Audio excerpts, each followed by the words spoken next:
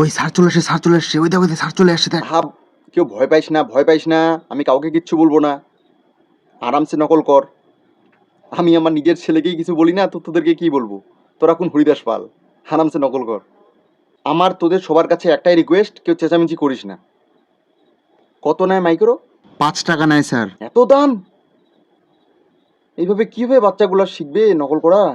আস্তে আস্তে এই ট্যালেন্টটা শেষ হয়ে যাবে নকল করার বাচ্চাদের মধ্যে থেকে। যে জিনিসের দাম বাড়তেছে, 5 টাকা বলে এক একটা মাইক্রো জেরক্স। কী রে বাবু, কী খাচ্ছিস?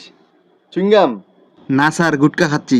স্যার প্ল্যান তো করছিলাম থুতুটা আপনার চোখে ফেলবো, কিন্তু আপনি তো পারমিশন দিয়েছেন নকল করার, ওই জন্য প্ল্যানটা চেঞ্জ, থুতুটা দেওয়ালে ফেলবো। স্যার একটু বলে দিন না। এই তুই কি পাগল নাকি রে?